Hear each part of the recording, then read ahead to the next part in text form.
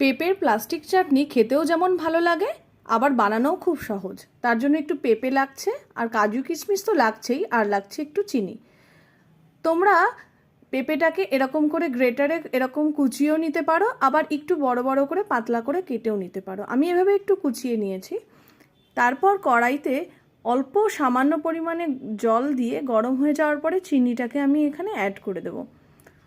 চিনিটা দেওয়ার পরে পেঁপে যে কুচিয়ে রেখেছি সেগুলোকেও আমি কড়াইয়ের মধ্যে দিয়ে দিলাম। এই পেঁপেটা এখানে সম্পূর্ণ এই চিনির রসেই সিদ্ধ হবে। এখানে আর কোনো কিছু কিন্তু আমি জল ব্যবহার করব না, চিনির রসে এটা সিদ্ধ হবে। আর সামান্য পরিমাণে 1 চিমটি লবণ দিয়ে দিলাম।